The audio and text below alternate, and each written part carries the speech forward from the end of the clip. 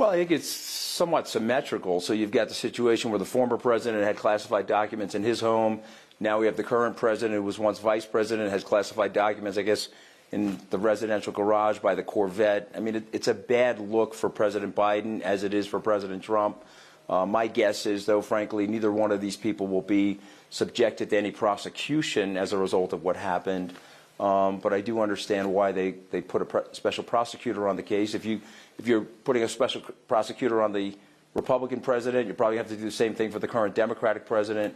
But listen, you know, people make mistakes. I think we have to get off of the mistakes and focus on what's right or wrong for the country, as opposed to what's left or right, and make these things these partisan battles. It's so much better for the country. We can just focus on how do we recover the economy, increase wages, boost the lower and middle class consumption and demand, and so forth. So, I mean, that's my take. But I don't think anything's going to come of it, if you're asking me that. But I also don't think anything's going to come of the Trump investigation. And just on former President Trump, he's preparing to hold his first public campaign in South Carolina. What's his chances of becoming the Republicans' presidential candidate, in your view?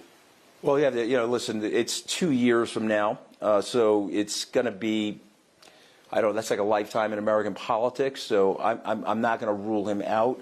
He's a very formidable campaigner. He's going to be going up against, I think, some very successful politicians in the U.S., but he has a very interesting, combative debate style, as we both know, and so you can't rule him out. If the election was held today, and you look at the polling data in the United States, he would likely win the Republican primary. But lots can happen between now and that period of time when the voting starts. So we'll see. But anybody that's ruling out President Trump, I think, is making a mistake, frankly. You know, I've had my sparring matches with him. I don't think he should be the president again. I think he's a threat to the American democracy. I'm very happy to explain to you why. And I hope he doesn't win that nomination. I would say to my fellow Republicans that there are better messengers for the Republican movement than Donald Trump. But I wouldn't rule him out. I think it would be very stupid to do that. He's a very formidable campaigner. Just expand on that. Why do you see him as a threat to American democracy?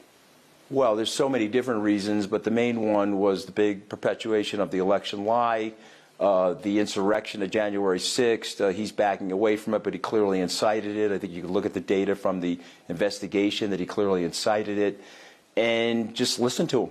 You know, I mean, I think you should take people at their word. Okay, if he thinks he should be in office after losing the election, I think that's a big threat to the American democracy prima facie.